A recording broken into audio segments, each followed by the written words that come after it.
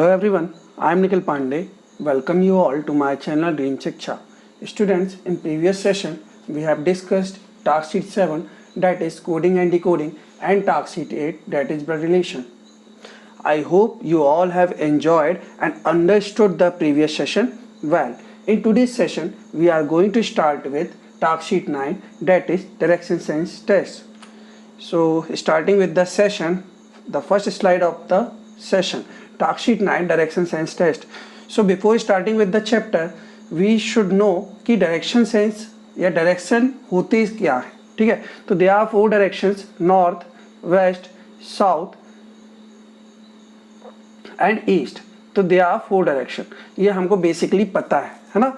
4 cardinal directions होते हैं, ये हमको बेसिक पता है, ठीक है.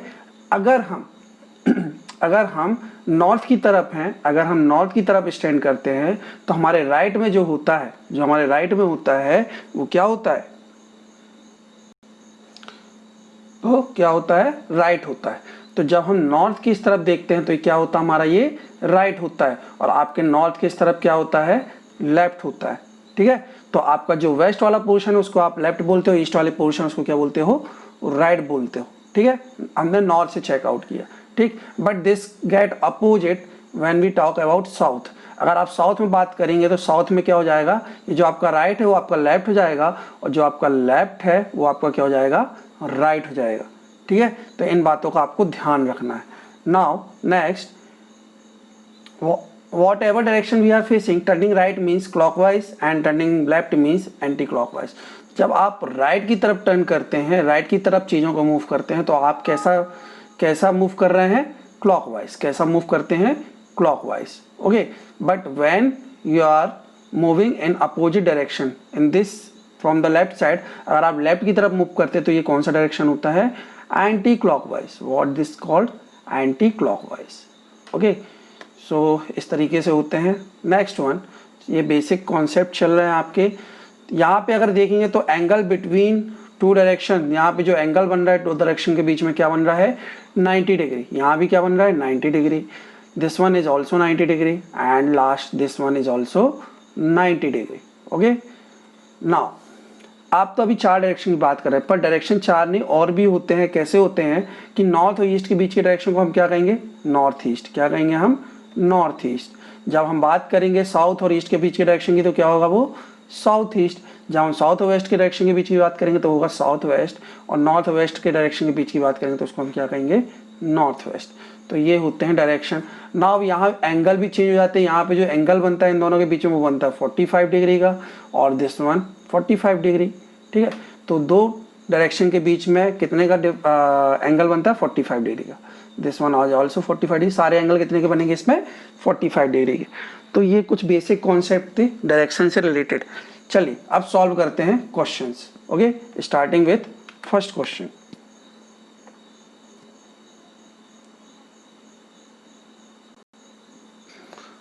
नाउ अ boat goes 5 kilometre towards waste. अब एक बोट है इस पॉइंट पे, यहाँ से क्या कर रही है, 5 किलोमीटर वेस्ट की तरफ बोट जा रही है. वेस्ट डायरेक्शन किस तरफ होता है, इस तरफ. तो मैं ड्रॉ कर लेता हूँ, 5 किलोमीटर वेस्ट की तरफ मेरी बोट जा रही है. Now and then turns right. अब वेस्ट का राइट क्या होगा, जब मैं वेस्ट डायरेक्शन में जाऊंगा, यहाँ से अपना राइट देखूंगा तो मेरा राइट क्या होगा, इस डायरेक्शन से देखिएगा, ऐसे इस डायरेक्शन से अगर राइट देखेंगे तो मेरा राइट ये होगा. तो उसके बाद वो राइट मूव कर गया. नाउ आप यहाँ पहुँच गए, ठीक है. किस तरह पे, यहाँ. Now it rotates clockwise by an angle of 45 degree.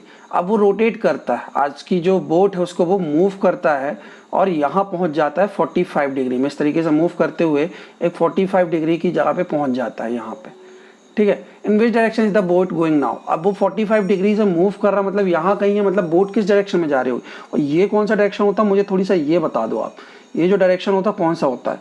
अगर मेरा बोट इस डायरेक्शन में जा रहा है तो ये नीचे मेरा क्या होता है, आपने देखा होगा साउथ, और ये जो डायरेक्शन होता है मेरा क्या होता है, हमेशा ईस्ट होता है. तो मेरा बोट कहाँ जा रहा होगा, साउथ ईस्ट में. कहाँ जा रहा होगा, साउथ ईस्ट में. तो मेरा आंसर क्या होगा, D, south east.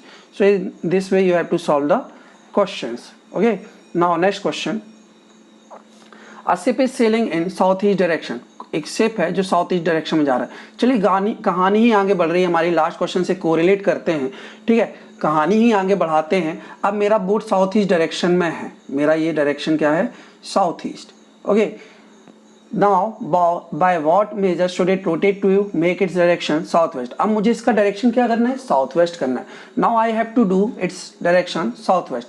South west करने के लिए मुझे क्या करना पड़ेगा, देखिए ये हो गया मेरा साउथ और ये हो गया मेरा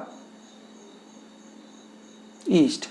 नाउ दिस वन इज मेरा south west, this direction is called south west and this one is called west. ठीक है, अब मेरी बोट यहाँ है। अब यहाँ से मैं क्या मूव करूँ कि मैं कहाँ पहुँच जाऊँ, साउथ वेस्ट। तो मैं क्या करूँगा, ये मेरा एंगल कितना बनेगा यहाँ पे 45 एंड दिस वन कितना बनेगा, ये भी 45। अब मेरे को क्या करना है, साउथ ईस्ट से साउथ वेस्ट पहुँचना है, तो मतलब मेरे को इस तरफ घुमाना पड़ेगी बोट, है ना। मेरे को यहाँ ले जानी पड़ेगी बोट, यहाँ टर्न करनी पड़ेगी। तो यहाँ से यहाँ टर्न करने के लिए मुझे कितने एंगल के लिए जाना पड़ेगा, 45 90 डिग्री जाना पड़ेगा। कितना, 90 डिग्री। नाउ मैं कहाँ जा रहा हूँ, मैं राइट की तरफ मूव कर रहा हूँ। मतलब कौन सा डायरेक्शन है ये है क्लॉकवाइज डायरेक्शन। कौन सा डायरेक्शन है, क्लॉकवाइज। तो आंसर क्या होगा, 90 डिग्री क्लॉकवाइज। तो 90 डिग्री क्लॉकवाइज से आपको मूव करना पड़ेगा ताकि आप साउथ वेस्ट पहुंच जाओ। So in this way you have to solve the questions. Okay, I hope आपको मजा आ रहा होगा। मजा आ रहा है तो फटाफट से लाइक करिए, कमेंट करिए, हाँ सर मजा आ रहा है, बिकॉज फुल एनर्जी होनी चाहिए। वी ऑल्सो नीड यार सपोर्ट यार, your response. So please response, है ना, और मजा आएगा, लेक्चर और इंटरेस्टिंग हो जाएंगे अगर आप रिस्पॉन्स करेंगे। But if you will not respond well, मैं भी क्या हो जाऊंगा, उतना अच्छा रिस्पॉन्स नहीं कर पाऊंगा। मुझे लगेगा हाँ you are studying well, you are doing well, so I will become more active. मैं और अच्छी चीज़ें ला के दूंगा आपको, ठीक है। सो प्लीज़ कमेंट किया करो, पढ़ा करो, वीडियोस को देखा करो और मज़े किया करो। Okay, now Venn diagram, task sheet 10 Venn diagram. Now Venn diagram होता क्या है, we may express the relationship among some items pictorially by mean of diagrams. हम रिलेशनशिप एस्टैब्लिश करते हैं किसी डायग्राम के थ्रू, मतलब एक पिक्चर के थ्रू अगर हम किसी चीज़ में रिलेशनशिप एस्टैब्लिश करते हैं, उसके लिए हम क्या करते हैं, वेन डायग्राम का यूज़ करते हैं। किसका यूज़ करते हैं, वेन डायग्राम का यूज़ करते हैं। Here different types items are represented by circles. अब उन आइटम्स को रिप्रेजेंट करने के लिए आप सर्कल्स का यूज़ करते हैं। फिलहाल आप जो यहाँ पे यूज़ कर रहे हैं उस पर सर्कल्स यूज़ कर रहे हैं, पर कई जगह इनका भी यूज़ होता है, स्क्वायर्स, ट्राइंगल्स। तो there are many ways to represent things or to establish relationship between things, but we are talking about our task sheet 10 according to our class। तो हमको यहाँ पे सर्कल के बारे में पढ़ना है जिस पे हम रिप्रेजेंट करेंगे अपनी रिलेशनशिप। दीज सर्कल्स में और may not have common some common region. अब इन सर्कल्स में कहीं कॉमन रीजन्स होंगे, कहीं कॉमन रीजन्स नहीं होंगे। इसके थ्रू हम प्रॉपर्टीज होगी, कुछ दिया होगा आइटम्स में, उस प्रॉपर्टी के थ्रू हम शो करेंगे कि कौन से रीजन्स कॉमन है, कौन से कॉमन नहीं है, जिसको हम सर्कल के थ्रू रिप्रेजेंट करेंगे। ठीक है, सो ये सब हमें करना है। एक एग्जाम्पल ले लेते हैं। Let me clear my screen. हाँ, clear now. So take example, man, women and adults are can be represented as shown। तो man, women और adults है उनको हम represent करने वाले हैं। Since all men and women are adults, सारे women and men क्या होते हैं, adults। आपको ये बात तो पता ही है, सभी लोग क्या होते हैं, adults होते हैं, चाहे वो man हो चाहे woman। But no woman, man or woman। अब man जो है वो कभी भी woman नहीं हो सकता। अगर ये man है वो कभी वुमन नहीं हो सकता। So we represent this item by two separate circles contain in a larger circle showing figure. तो इसको रिप्रेजेंट करने के लिए आप क्या करोगे, एक छोटे छोटे सर्कल में मैन और वुमन को अलग रिप्रेजेंट करो, क्योंकि ये दोनों का आपस में कोई तालमेल नहीं है। ठीक है, वो मैन है वो वुमन है ना, एक महिला है एक पुरुष है। और एडल्ट्स अलग करेंगे, एडल्ट्स दोनों हैं क्योंकि मैन और वुमेन दोनों एडल्ट्स हो सकते हैं, तो इनको हमने साथ में रखा है, बड़े सर्कल में रखा है। सो इन दिस वे आपको रीजनिंग को क्या करना है, सॉल्व करना है, क्वेश्चंस को सॉल्व करना है। चलिए क्वेश्चंस में और इस्टेब्लिश करेंगे रिलेशनशिप, तो आपको बेटर समझ में आएगा। देन कुछ क्वेश्चंस आपके लिए छोड़ेंगे तो आप घर में ट्राई भी करेंगे। स्टार्ट करते हैं। Now fruit, cereals, vegetables. Fruit, cereals, vegetable. अब फ्रूट की बात करते हैं। फ्रूट यानी हिंदी में होता है फल। फल एक अलग चीज़ हो गई। केरल्स की बात करोगे तो केरल्स क्या हो गए, अनाज। अनाज भी एक अलग चीज़ हो गई, है ना, अनाज भी एक अलग चीज़ हो गई। नाउ टॉकिंग अबाउट वेजिटेबल्स, तो वेजिटेबल्स भी क्या हो गई, एक सेपरेट चीज़ हो। तीनों चीज़ें एक दूसरे से क्या है, सेपरेट है। तीनों चीज़ें एक दूसरे से क्या है, सेपरेट है, कोई आपस में रिलेशन नहीं है। तीनों चीज़ें खाने की तो है बट तीनों आपस में क्या है, सेपरेट है। ओके, तो इसका जो रिलेशनशिप आप शो करोगे बी से शो करोगे। इनके बीच में आपसी कोई कनेक्शन नहीं है, कनेक्शन एक ही है कि तीनों जो चीज़ें हैं वो क्या है, ई टेबल है, तो ऐसा कोई ऑप्शन तो हमारे पास है नहीं, तो फिर हाल हम उस पर फोकस नहीं करेंगे। हम ये देखेंगे तीनों चीज़ें आपस में अलग अलग हैं, food, cereals, vegetables. Okay, now will discuss next question.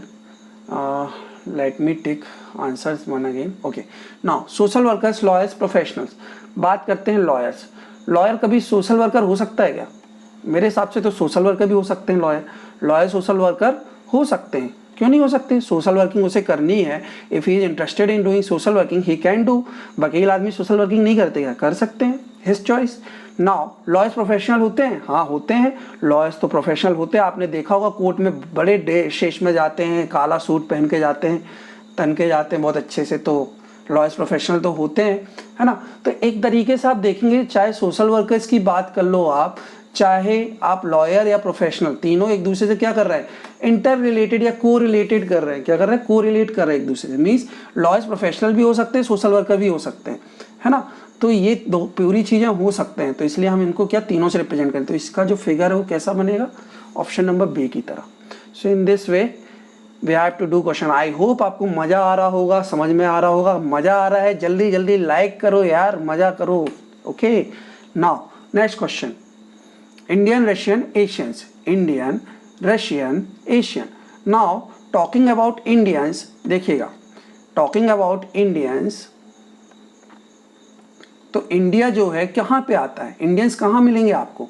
Asia के अंदर मिलेंगे, है ना। इंडियंस हैं जो, वो एशिया के अंदर मिलेंगे क्या? हाँ सर मिलते हैं, क्यों नहीं मिलते? आपने मैप पढ़ा होगा, इंडिया किसके अंतर्गत आता है? एशिया के अंदर आता है। बात करते हैं रशिया की, तो रशिया एशिया में है क्या? हाँ सर सुना तो है कि वो रशिया जो है वो एशिया में है, बट सर मैं आपको एक कॉन्सेप्ट क्लियर करना चाहता हूँ। Talking about your social studies part और योर जीके पार्ट, जो रशिया है, रशिया यूरोप में भी आता है एंड एशिया में भी आता है। It is the part of Europe continent also and it is the part of Asia continent also. रूस, रशिया दोनों ही चीजें क्या है हमारे एरिया के दृष्टि से, या if you look about area, if you look at the area point of view, the largest area if any country is having, that is रूस। तो रूस has the largest area in the world। Okay, सबसे ज्यादा किसी के पास land है तो वो किसके पास है? रशिया के पास। इसलिए कनेक्शन देखेंगे रशिया का, तो रशिया का कोई कनेक्शन नहीं बनेगा, क्योंकि ये एशिया में भी आता है एंड यूरोप में भी आता है। तो एज सच ऐसी कोई बात मेंशन नहीं है। तो मेरे लिए कौन सा ऑप्शन सही होना चाहिए बताइए? ऐसा कोई ऑप्शन है क्या? हाँ है, option number A. So in this way you have to solve. I hope आपको समझ में आया होगा। Let me rough. Okay. Now diseases. Talking about cholera. मान लीजिए ये कॉलरा है and second one is dengue.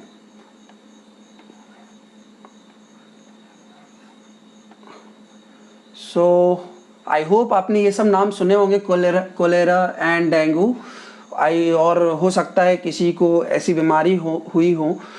So I hope आगे से कभी ना हो, बिकॉज आप हमेशा फिट रहें, हेल्थ वाइज हमेशा फिट रहें, फाइन रहें, यही मेरी आशा है।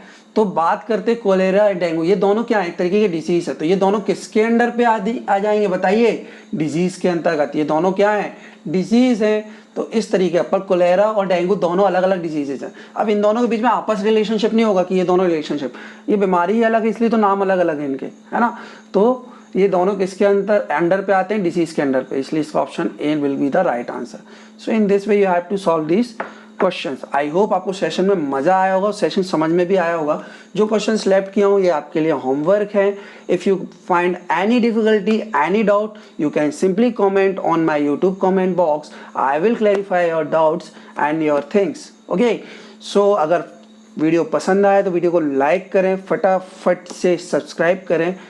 As such I want to share something also. I am basically a math and science teacher, and we are also running the paid courses in my YouTube in my channel, or separately we do this with the help of Google Meet। हम लोग Google Meet के through live classes conduct करते हैं paid courses के लिए, जिसमें हम math, science ये सब्जेक्ट्स भी आपकी कंप्लीट कराते हैं। एज सच लॉकडाउन है तो सारी इंस्टीट्यूट्स ऑनलाइन हो गए हैं। तो if anyone wants to join और इफ़ एनीवन फाइंड इंटरेस्ट, तो they can see demo videos also, कुछ एक दो डेमो वीडियोस हैं मैथ्स के चैनल पे, so you can also join us for paid courses. I hope you got things. Okay, so thank you. Jai Hind, Jai Bharat.